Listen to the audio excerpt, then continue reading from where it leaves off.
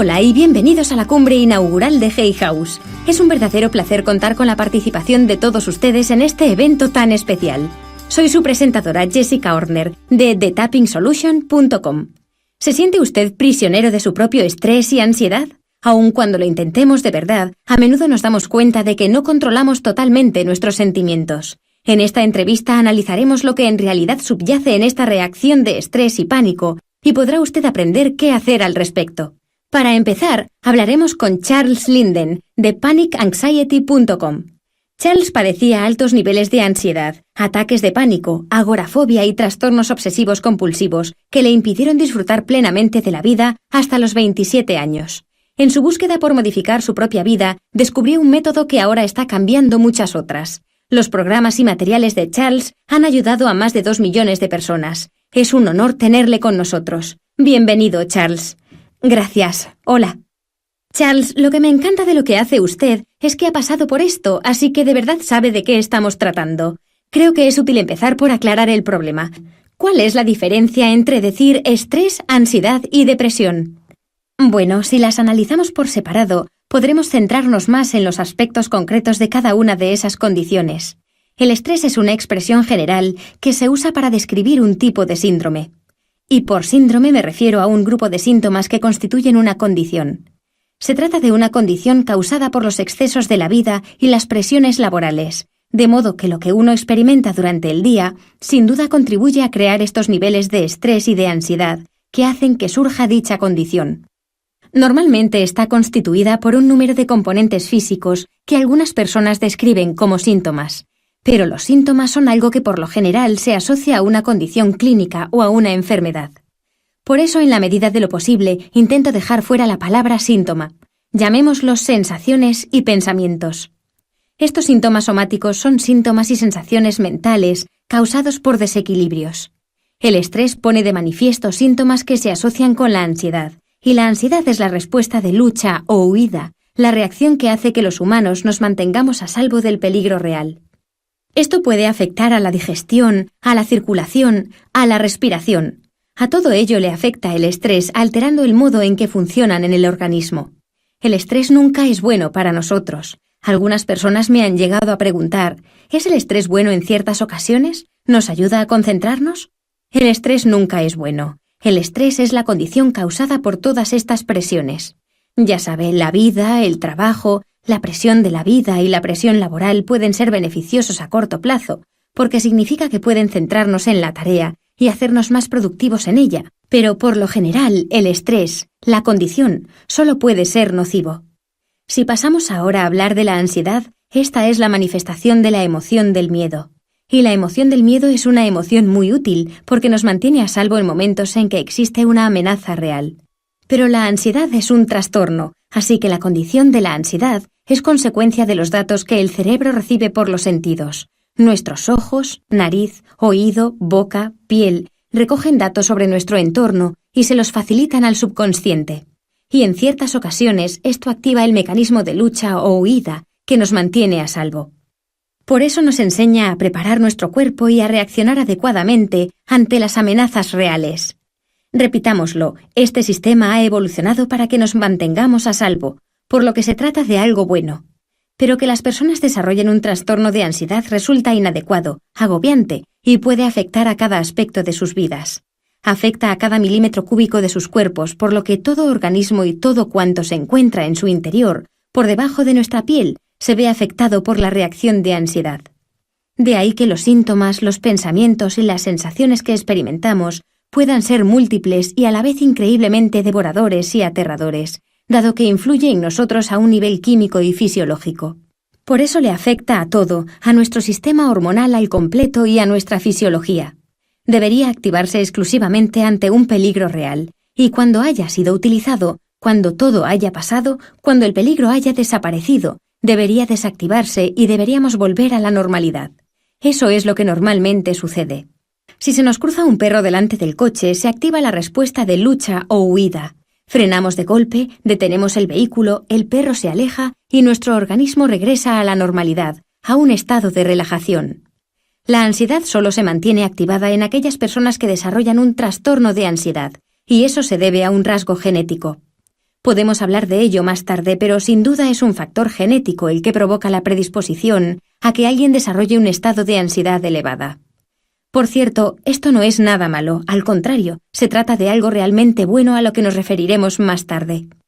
Se me ha preguntado acerca de la depresión. La depresión es una condición que afecta al modo en que el cerebro procesa y reacciona al entorno del que la padece.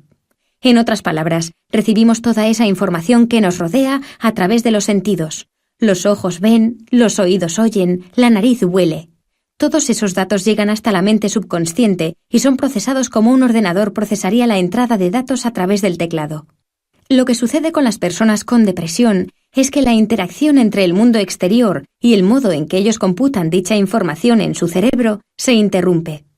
Lo que nos confunde de verdad es que haya mucha gente con ansiedad, estrés y depresión, y de ahí que se confundan estas tres condiciones cuando en realidad no tienen relación alguna. El estrés es algo extraño. Quiero decir que a la gente que acude a su médico con ansiedad, con frecuencia se le diagnostica depresión. A la gente que acude con depresión, a menudo se le diagnostica ansiedad. Y a veces incluso se habla de personas que tienen ansiedad y depresión.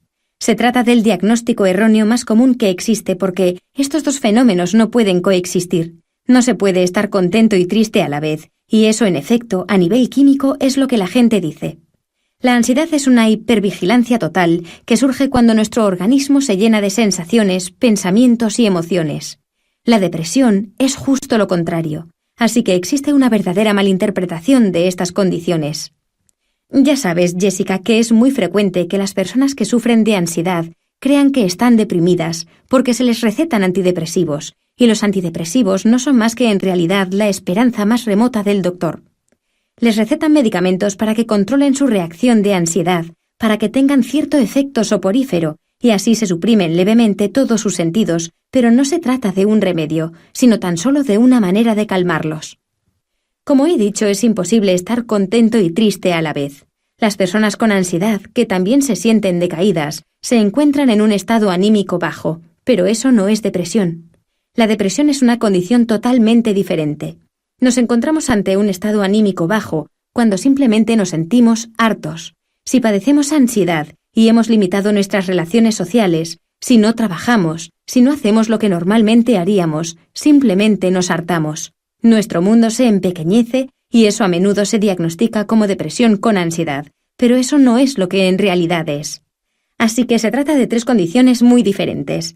Y mientras que el estrés se puede manifestar con los síntomas de la ansiedad, el estrés, la ansiedad y la depresión son tres condiciones totalmente diferentes.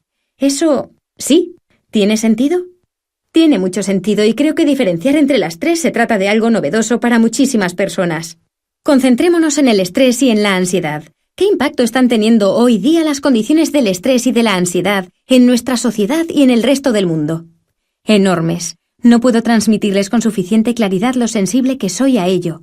Quiero decir que me entusiasmo. Sinceramente, creo que el estrés y la ansiedad son las pandemias mundiales relacionadas con la salud con un impacto más negativo.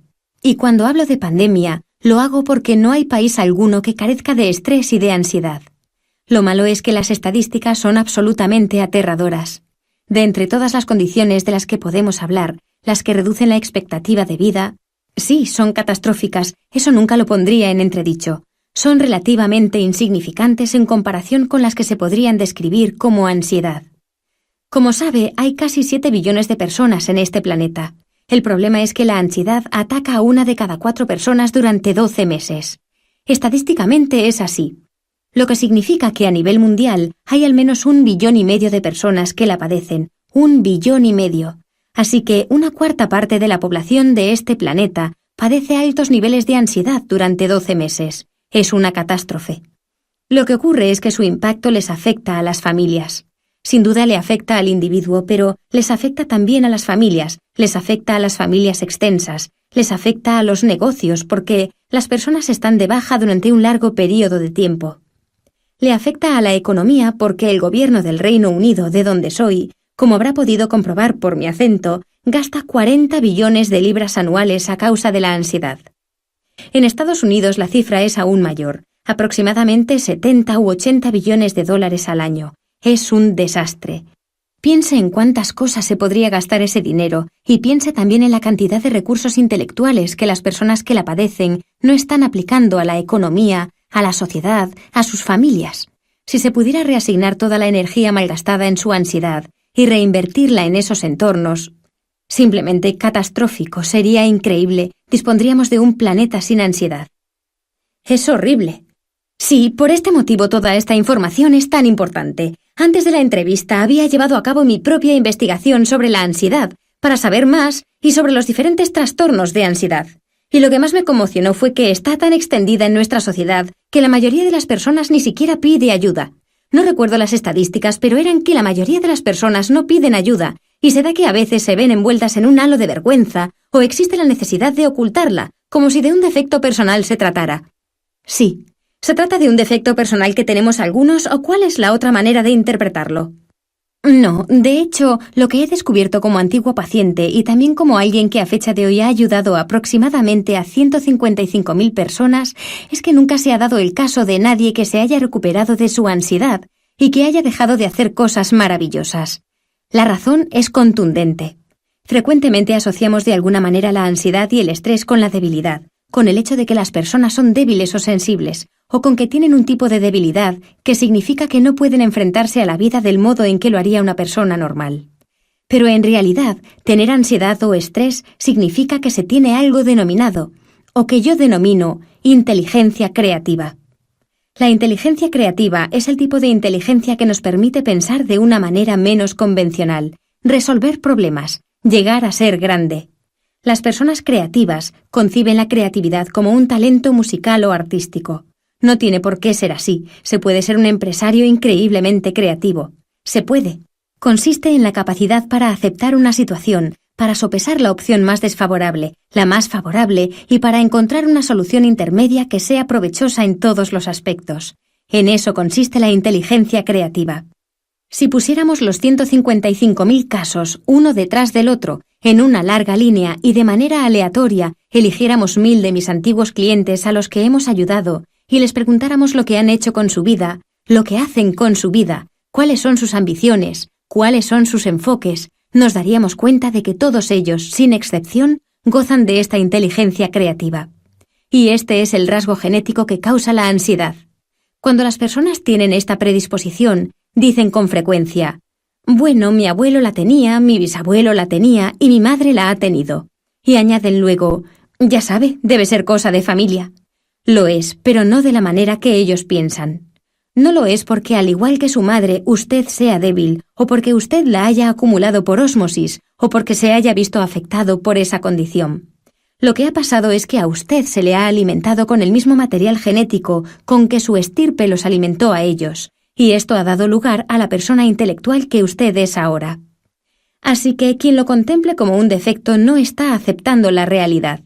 La verdad es que las personas con ansiedad son, sin duda alguna, nuestra mejor baza en el trabajo.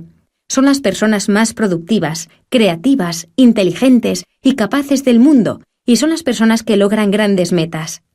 Solo tienen que reconducir toda esa ansiedad o especie de ansiedad que producen hacia algo que les sea reconfortante y beneficioso en sus vidas. ¡Fascinante! Me refiero a tomar esta energía y encauzarla.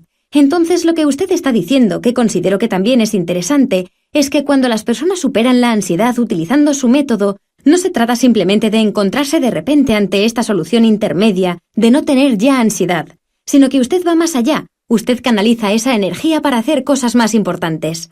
Totalmente. Muchos de nuestros antiguos clientes y personas con las que hemos trabajado, incluidos médicos, psicólogos y académicos que trabajan con nosotros con regularidad, dicen que su experiencia es que simplemente mejoraron en todos los aspectos. Se trata simplemente de una buena manera de conducir nuestras vidas, así que, además de tener este aspecto terapéutico cuando se aplica a trastornos de ansiedad, también es una buena manera de conducir nuestra vida. A menudo nos encontramos, por ejemplo, con que, en el caso de los niños que siguen los programas, comienzan a hacerlo con sus padres, porque sus padres son, obviamente, intelectualmente más capaces de centrarse, de empujarlos en la dirección correcta a través del programa. Lo que sucede es que, por defecto, los padres siguen el programa con ellos, y al final los padres dicen: no sé mi hijo o mi hija, pero a mí me ha sido de utilidad. Me acabo de dar cuenta de lo poco que rendía. He empezado a vivir de esta manera y, Dios mío, ha sido simplemente revelador. Mi vida ha cambiado por completo. Por eso es una buena manera para conducir nuestras vidas. Y la consecuencia de ello es que, en el caso de los trastornos de ansiedad y depresión, en cierta medida, no solo hace desaparecer dichas condiciones, sino que además nos hace grandes. Y eso no puede ser rebatido por nadie. Cierto, sé que su método es muy complejo. Definitivamente se trata de un proceso y solo disponemos de 1 hora, pero quiero asegurarme de que la gente abandone esta sala con la sensación de que tiene información para dar un paso adelante. Por supuesto. Por eso vamos a darles algunos consejos, pero antes de ello, quiero hacerle algunas preguntas más porque creo que es fundamental que empecemos a entender el problema. Ahora ya comprendemos que no nos pasa nada malo, sino que lo que en realidad tenemos que hacer es reconducir esta energía de un modo diferente. Pero, ¿qué pasa con el cerebro? ¿Por qué tenemos estas reacciones? Vale, en realidad pasan varias cosas a la vez. Está claro que tenemos la reacción de ansiedad principal, y la reacción de ansiedad principal es algo que ha ido cambiando a lo largo de nuestra evolución como humanos. A medida que fuimos evolucionando, nos hicimos más competentes al desarrollar ojos, orejas, al desarrollar la capacidad para desplazarnos de diferentes maneras. Tuvimos que hacerlo según fueron cambiando nuestros entornos. Obviamente me estoy refiriendo a los orígenes de la evolución humana, cuando éramos organismos unicelulares. Después evolucionamos y nos convertimos en animales anfibios. Luego evolucionamos a primates. A lo largo de dichos procesos evolutivos, nuestros cuerpos se fueron transformando para adaptarse a nuestro entorno. E incluso ahora en todo el mundo podemos ver diferentes razas de personas cuyos cuerpos se han adaptado a un entorno concreto. Son más pequeños, más bajos, más rápidos, más lentos, más grandes. Se han producido muchísimos cambios evolutivos, pero todo ello es consecuencia de la recepción de datos de nuestro entorno. El cerebro también es una estructura compleja que logra resultados muy simples. Básicamente lo que sucede es que en el cerebro tenemos una instalación eléctrica física, nuestro sistema neurológico. Todas las vías neuronales son en realidad vías neuronales físicas, como la instalación eléctrica de una casa. Y cuando experimentamos el mundo que nos rodea, éstas se conectan, se reinstalan, cambian y se modifican constantemente. De hecho, a ello se le denomina plasticidad neuronal, y es el modo en que el cerebro aprende. Por eso, cuando aprendemos a escribir, escribimos una A, y después la unimos a otra A, y repetimos el proceso hasta que sabemos escribirla. Después empezamos con la B, y luego empezamos a unir palabras. El proceso de escritura física con la mano implica enviarle una copia de seguridad de información neurológica al cerebro, y que éste la almacene para que la próxima vez que tengamos que escribir, nos acordemos de escribir gato, G-A-T-O, en ese orden concreto, y para que nuestra mano sepa hacerlo y para que nuestro cerebro sepa cómo ordenarle a la mano que lo haga. Así es como se produce la evolución. Siempre estamos aprendiendo y evolucionando. Pero hubo como un pequeño accidente de tren en el proceso evolutivo.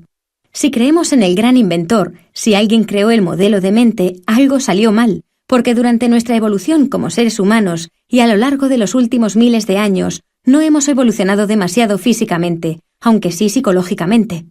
El proceso se ha visto acelerado en los últimos 100 años debido a la tecnología y a todo lo que ha pasado en este periodo, a causa de las guerras y de todos los aparatos de última tecnología que tenemos que entender y saber usar a diario.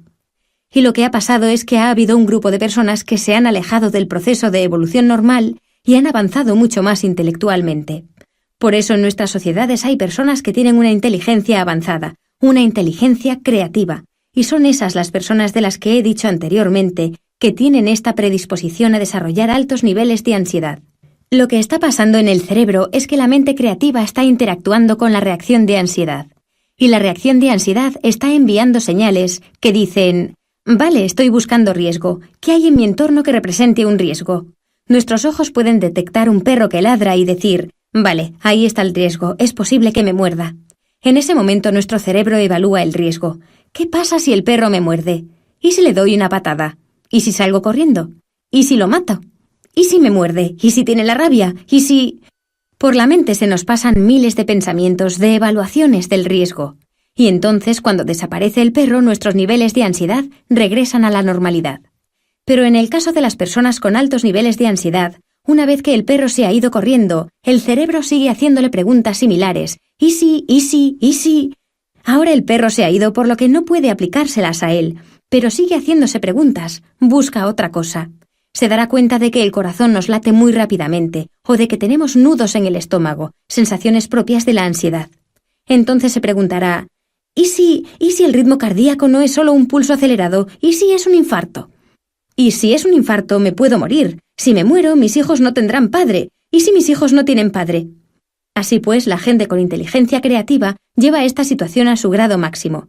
Descienden por la vía creativa hasta que ésta se vuelve casi impracticable. Y de esta manera surgen los trastornos obsesivos compulsivos, TOC o la agorafobia. TOC, ¿y si no me lavo las manos constantemente? ¿Y si...? Agorafobia, ¿y si salgo de casa y tengo un ataque de pánico? ¿Y si estando lejos de casa me quedo bloqueado en la autopista y no puedo salir? Se trata de puras obsesiones, de pensamientos obsesivos. ¿Y si le hago esta cosa concreta a esta persona? ¿Y si soy agresivo con ella? ¿Y si la ataco sexualmente? Todas estas condiciones nacen de evaluar los riesgos. En nuestro cerebro, nuestro subconsciente piensa que está actuando de una manera completamente normal. Pero conscientemente sabemos que no. Nos preguntamos, ¿por qué tengo estos pensamientos? ¿Por qué me lavo las manos continuamente? ¿Por qué no voy a salir de casa? Conscientemente podemos razonar y decir, basta, esto es una locura, no tiene sentido. Pero subconscientemente nuestro cerebro está controlando esas reacciones, justo de la misma manera a como si controlara nuestra circulación, nuestra digestión, nuestra respiración. Pensamos que es completamente autónomo y que se nos escapa al control consciente, pero hay una manera de controlarlo. Y es aquí donde intervenimos nosotros, porque lo que hacemos es enseñarle a recuperar el control. Le enseñamos a proporcionarle los datos correctos de los sentidos, de modo que cuando nuestro cerebro reciba dichos datos diga, «Oh, ya no necesito esta ansiedad, puedo desconectarla». Y al actuar así no solo estaremos superando la ansiedad, sino que también estaremos incorporando un mecanismo de seguridad. Es como uno de los cortafuegos que tenemos en nuestro ordenador, en el que al cabo de 10 años, de 20 años, de 2 meses o cuando quiera que se produzca la siguiente experiencia que despierte en nosotros estímulos de ansiedad, otro perro que ladre o un hombre con una pistola o sea lo que sea, nuestro cerebro la reconocerá al instante y se ocupará de ella correctamente. Y esa es precisamente la manera tan increíble en que funciona el cerebro. Lo utilizamos y lo manipulamos para obtener resultados terapéuticos. ¡Eso es increíble! Sé que para enfrentarse a algo como un trastorno de ansiedad hace falta tiempo, y nosotros aquí solo tenemos 1 hora. Por eso, ¿qué consejos podemos darles ahora aquí para que empiecen a sentirse de algún modo aliviados? Exactamente, como ha mencionado, es difícil.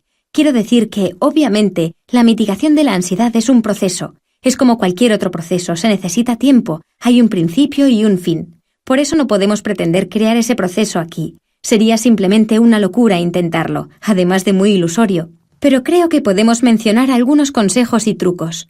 Con frecuencia la gente que padece ansiedad, por ejemplo, se ve envuelta en esa onda tan agobiante que parece que casi atraviesa su cuerpo.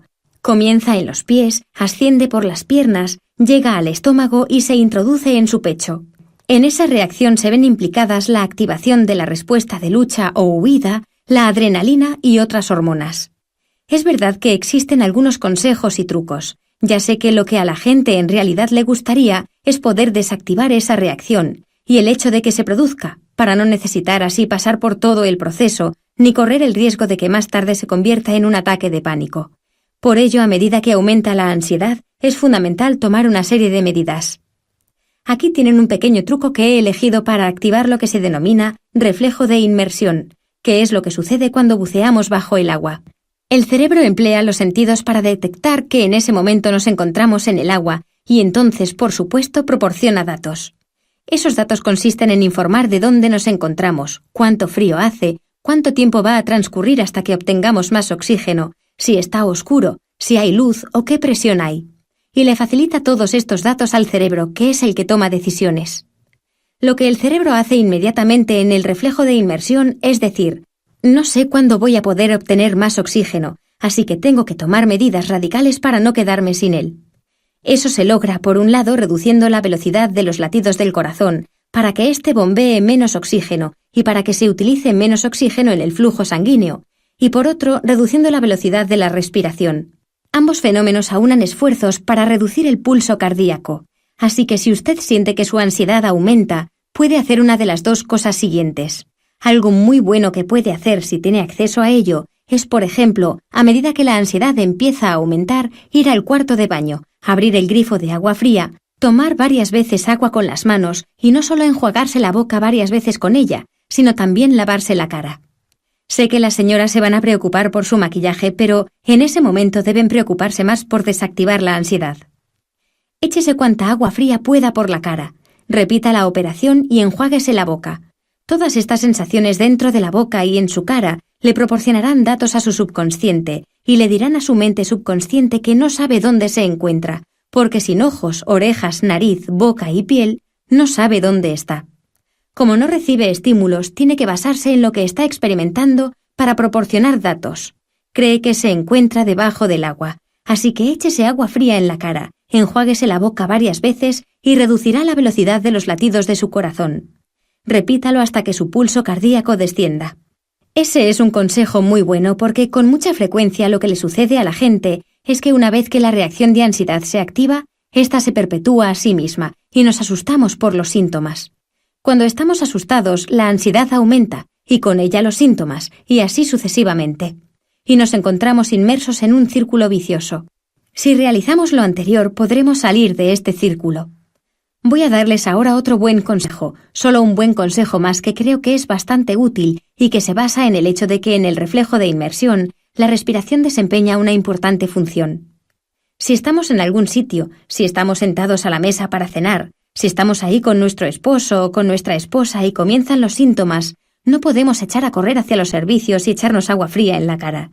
Tenemos que hacer algo ahí, en ese preciso instante. Algo realmente bueno es enderezar la espalda, enderezarnos para que al hacerlo expandamos nuestro diafragma y nuestro pecho se ensanche. Entonces lo que tenemos que hacer es, simplemente, respirar profundamente. No tiene por qué vernos nadie. Respiremos profundamente y aguantemos la respiración.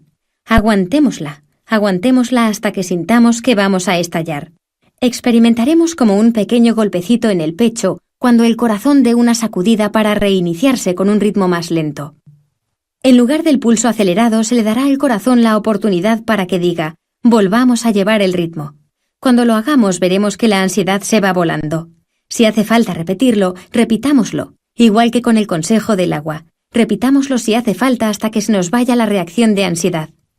Esos dos consejos que ya les he contado a decenas de miles de personas con ansiedad, parece que son, a modo de medidas de urgencia, los más beneficiosos. Fascinante y muy fácil de hacer. Me gusta lo que ha mencionado también de que el objetivo de seguir estos dos consejos no es que nos sintamos mejor inmediatamente, sino que logremos romper el patrón.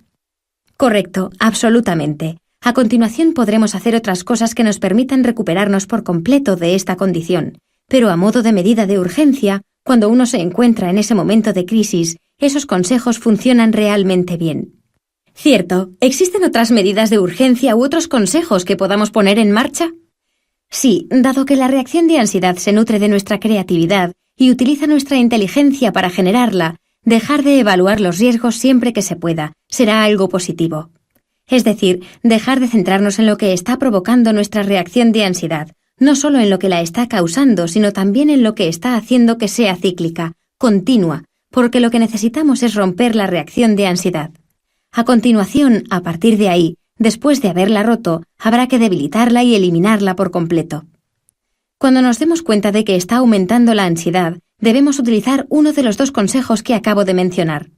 Más tarde, una vez que hayamos superado esa fase y la ansiedad crónica no haya llegado a su punto álgido, podemos hacer algo que nos distraiga un poco, solo en ese caso. Así que no se siente en una esquina apartada donde no le lleguen estímulos sensoriales. Es mejor colocarse en un lugar con actividad. Hable con alguien, entable conversación, da igual de quién se trate, del camarero, del conductor del autobús, da igual quién sea, simplemente hable, porque al hablar no solo regulamos nuestra respiración, sino que también empleamos nuestra inteligencia y nuestro intelecto, y así podemos interactuar con otras personas. Tenemos que pensar en lo que están diciendo y concentrarnos. Es bueno concentrarse en cómo mueven la boca, en cómo construyen las palabras. Transfórmelo en un ejercicio intelectual y céntrese no solo en lo que usted diga, sino en el modo en que las diga y cómo se forman las palabras. De repente se dará cuenta de que está utilizando parte de la inteligencia que normalmente utiliza nuestra ansiedad, de que estamos utilizándola de un modo que mantiene ese recurso apartado de nuestra ansiedad, y de que la ansiedad no se vuelve a activar. Se trata de una táctica realmente útil que he utilizado con miles de mis clientes. Es un truco fantástico. Me imagino que habrá mucha gente que haga lo contrario, que piense que cuando son presa del pánico, lo mejor es sentarse tranquilamente, relajarse en la cama. Por eso es tan importante tener este tipo de conversaciones, porque creo que mucha gente con su mejor intención está intentando abordar el problema de diferentes maneras que no les están ayudando. Están haciendo justo lo contrario. Jessica, existen algunas terapias que justamente nos hacen centrarnos en la ansiedad. Quienes me estén escuchando y se hayan sometido a algunas de estas terapias de ansiedad sabrán exactamente de qué estoy hablando. No estoy aquí para echar por tierra terapias, pero el caso es que hay algunas ahí fuera que proporcionan técnicas que centran a la gente en su ansiedad. Les piden que valoren sus niveles de ansiedad, que lleven un registro.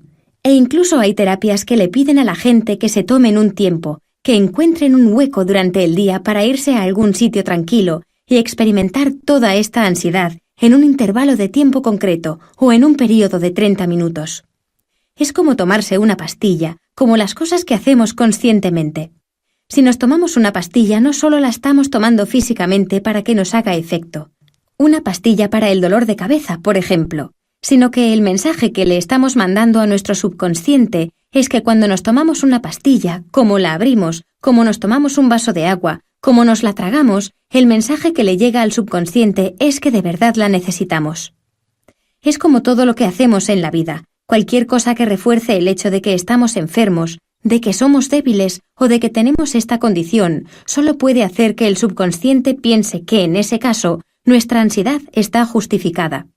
Si me concentro en mi ansiedad, si pienso en ella, si la valoro, si me tomo tiempo para reflexionar sobre ella, el único mensaje que nuestro subconsciente recibe es el de que nuestra ansiedad es adecuada, de que es parte de nuestra vida, de que debería ser parte de nuestra vida. La estoy ejercitando.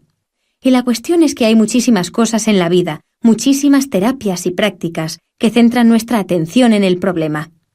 Por ejemplo, para muchas personas que padecen ansiedad, la hipnosis es una tortura porque lo único que hace es proporcionarles tiempo libre de relajamiento para liberar sus intelectos, y así su ansiedad tiene más espacio en la mente. Por eso estas personas con mucha frecuencia se preparan para la hipnosis o la visualización, y sus mentes se llenan de ansiedad. En ese momento son más conscientes aún de los síntomas y de las sensaciones que rodean a sus cuerpos y que hacen que se les acelere el pulso, que les provocan nudos en el estómago u hormigueo en sus extremidades. Por eso esta tranquilidad solo puede centrarlos de manera contraproducente en su ansiedad. Eso es contraproducente y un error al tratar estas condiciones. Usted se dedica también a la visualización. ¿Qué hace que sus visualizaciones sean tan diferentes? Bueno, dos son las cuestiones. Algunos de mis programas incluyen visualizaciones, que para algunas personas son positivas. Hay personas con altos niveles de ansiedad, a quienes les resultan beneficiosas. Parece que son capaces de... Para mí la ansiedad es como un par de gafas de sol. Cuando nos las ponemos en la nariz, decidimos conscientemente proyectar nuestra percepción a través de ellas. Obviamente lo más normal sería mirar a nuestras gafas continuamente.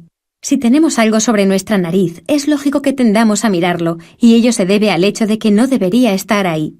Y cuando nos ponemos gafas de sol como adultos, sabemos que proyectar nuestra percepción a través de ellas tiene sus efectos, porque en ese caso las estamos utilizando como gafas. De otro modo, simplemente nos tropezamos con todo.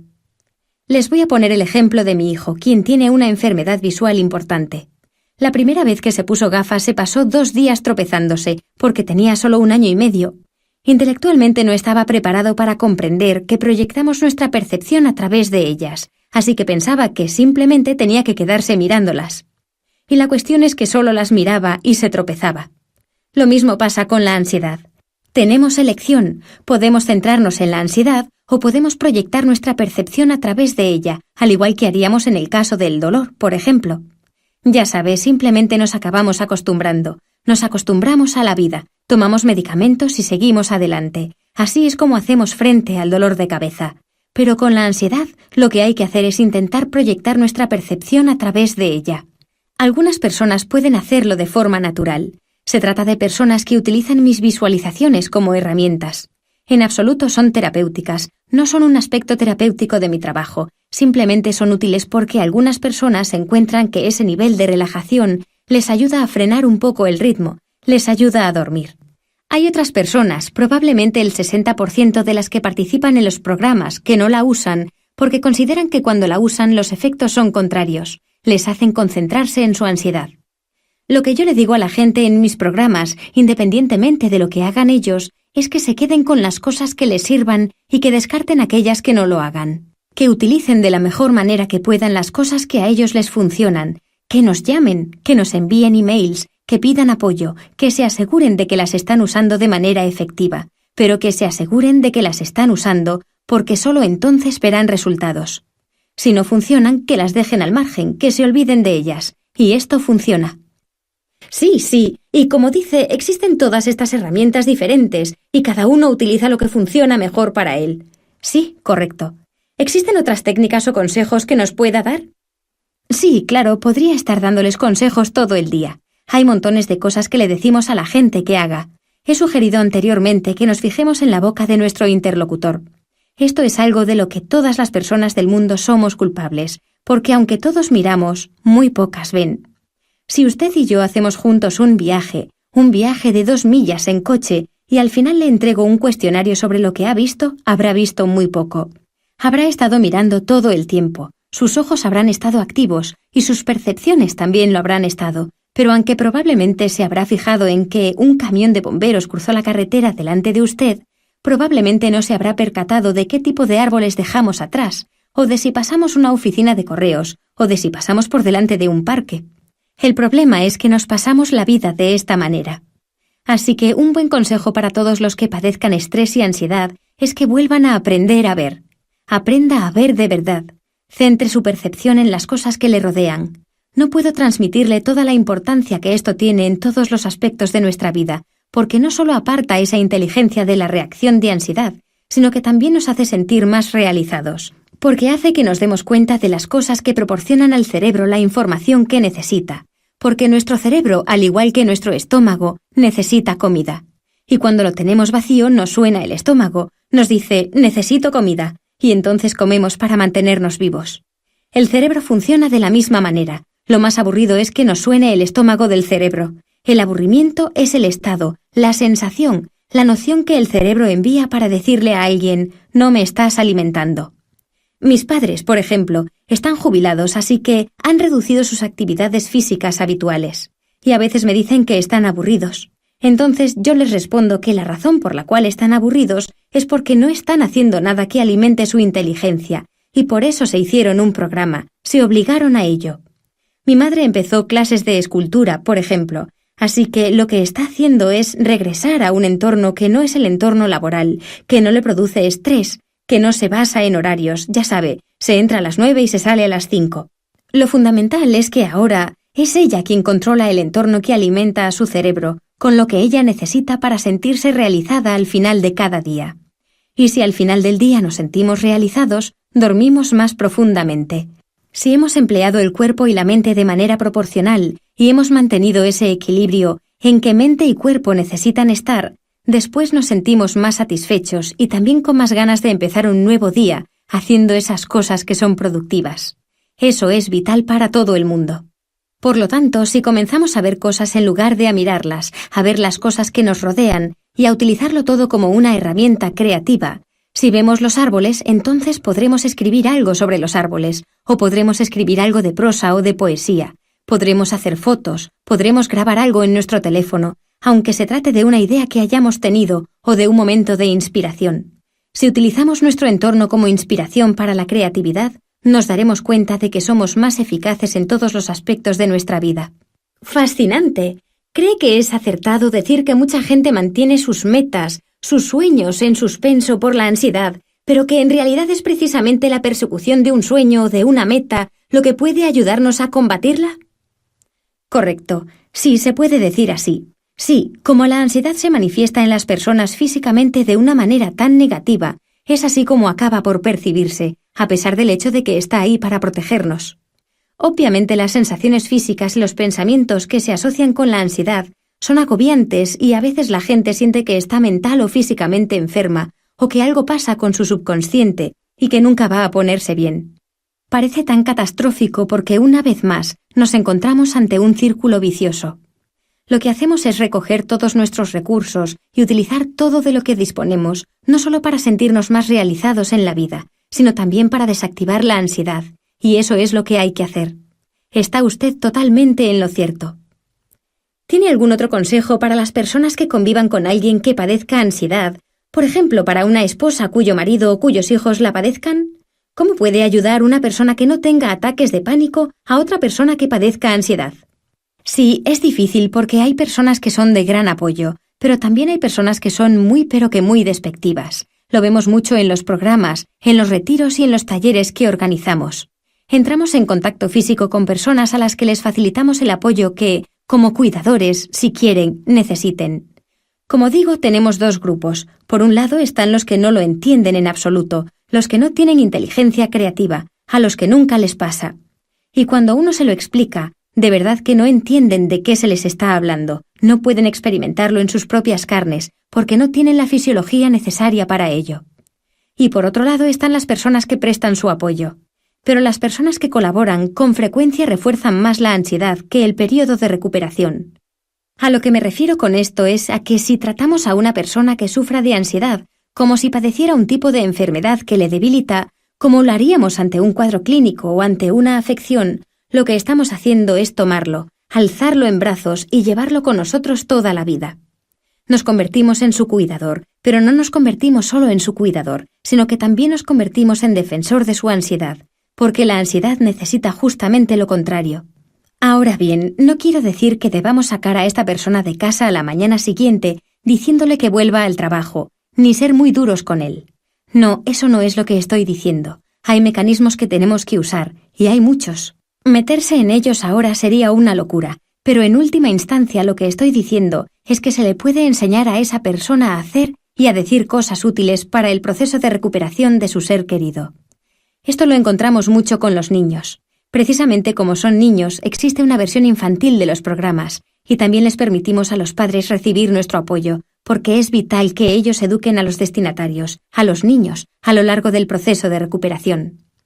Pero si lo que quiere es un consejo general para las personas que cuidan a alguien con ansiedad, lo que tienen que entender, es vital que entiendan esto, es que además de los consejos para que le ayuden a que se recupere, es básico que comprendan que se puede considerar a estas personas como víctimas, como un fracaso, como algo frágil o de alguna manera débil, pero que no se trata de eso. Lo que tienen que comprender es que estas personas no quieren ser así. Cuando nos dicen, sácame del cine, no aguanto más, voy a tener un ataque de pánico, o cuando nos dicen, llévame a casa, no puedo seguir en el coche, me voy a morir, o cuando se pegan a nosotros y nos dicen, me muero, no quieren ser así. No quieren decir que en realidad se estén muriendo, pero lo que pasa es que su creatividad los está derrotando. Lo que en realidad quieren decir es, ayúdame, tú sabes hacerlo, edúcame, sujétame, manténme a salvo. Porque toda persona con ansiedad lo que busca es seguridad. Todos quieren sentirse a salvo. Yo lo viví durante 27 años, desde niño hasta que tuve 27 años. Lo único que quería era sentirme a salvo, pero nunca lo hice. Así que entiendo perfectamente por lo que están pasando todas estas personas. Pero lo que tienen que comprender como cuidadores es que estas personas no quieren ser así. No quieren ser asustadizos, delicados y débiles. Quieren ser fuertes y quieren salir ahí fuera y hacer cosas.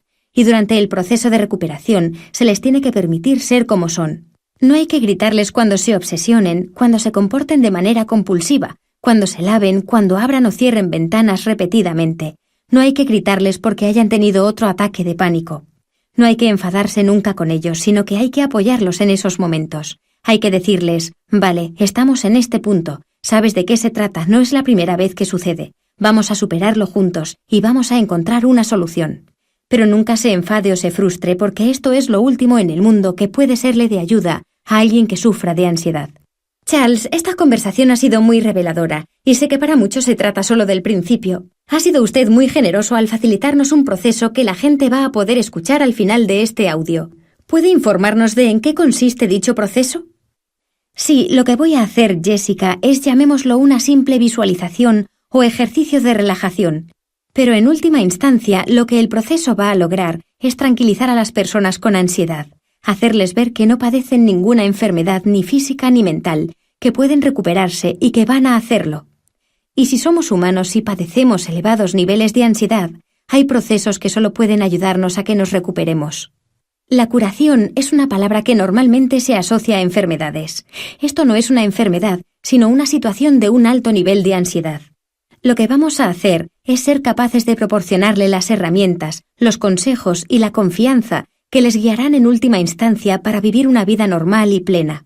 Voy a tratar de hacer algo así con los oyentes. Maravilloso. Como yo también voy a seguir el proceso, quería darle enormemente las gracias por esta fantástica entrevista y por haber compartido tantas cosas con nosotros. Una vez más, creo que usted ha compartido algunos consejos y que también nos ha informado sobre un problema del que muchas personas no eran conscientes antes, así que sé que se va a ayudar a mucha gente y de verdad lo aprecio. De nada, ha sido muy interesante, gracias. Hola, soy Charles Linden. Aunque sé que lo que estamos intentando aquí es eliminar los trastornos de estrés y ansiedad, considero que a muchos de nuestros clientes mis ejercicios de relajación les parecen útiles, por lo que he pensado en realizar uno para ustedes. Lo primero que quiero decirles es que ustedes están utilizando continuamente su mente para producir ansiedad. Los síntomas y los pensamientos asociados con miedo y estrés y sus cuerpos están siendo dirigidos por su mente para generar las sensaciones físicas y los síntomas del miedo y de la ansiedad. Ese sorprendente recurso mental que ustedes poseen se está agotando en lugar de estar siendo utilizado eficazmente. Lo que esto significa es que no están viviendo al máximo. Es como correr con botas de plomo. Ustedes tienen los recursos físicos y mentales para ser grandes, para ganar la carrera, incluso muchas carreras. Pero con esas botas de plomo puestas va a ser muy difícil, si no imposible. Todos nuestros clientes tienen unos rasgos genéticos que los predisponen para desarrollar altos niveles de ansiedad y estrés. Y de entre todas las personas a las que hemos ayudado, no ha habido ni una sola excepción. Todos ellos tienen una inteligencia creativa. Y si padece un miedo inapropiado a cualquier nivel, también lo tiene. Nosotros podemos solucionarles todo eso. Prueben y utilicen este ejercicio de relajación de manera regular hasta que se acostumbren a él. Cuanto más lo usen, más eficaz les será. Les ruego que no piensen que este ejercicio está relacionado con la hipnosis, con la meditación o con la espiritualidad. Por favor, no se priven de probarlo, porque no sea para ustedes o porque se sientan extraños o tontos haciéndolo. No puedo ser lo suficientemente rotundo para hacerles ver hasta qué punto los beneficios de dominar esta técnica pueden ayudarles a sentirse más relajados. Así que empecemos. Les voy a ir hablando a lo largo de todo el proceso. Todo lo que tienen que hacer es relajarse, cerrar los ojos y escucharme. Pónganse cómodos, siéntense en una silla cómoda o échense en la cama. Relajen primero sus cuerpos, tensando y relajando sus músculos sucesivamente. En primer lugar, tensen los músculos de los brazos cuando cuente hasta 3. 1, 2, 3. Ahora dejen flácidos sus brazos. Ahora relajen el cuello, tensando los músculos de la base de su cráneo. 1, 2, 3. Relájenlo. Vayamos ahora a la espalda. Tensen todos los músculos desde el cuello hasta el coxis, pasando por cada vértebra, hasta la parte inferior de la columna vertebral. 1, 2, 3. Relájenlos.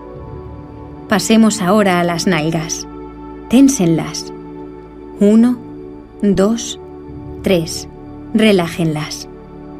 Pasemos ahora a las piernas. Tensen los muslos y los tendones que se encuentran detrás de estos. 1, 2, 3. Relájenlos. Sientan cómo la relajación se mueve por todo su cuerpo a medida que sus músculos se destensan y a medida que ustedes se sumergen en la cama o en la silla en que estén tumbados o sentados. Vamos ahora a las pantorrillas. Doblen los dedos de los pies hacia arriba, hacia las rodillas. 1, 2, 3. Relájenlos. Y finalmente los pies.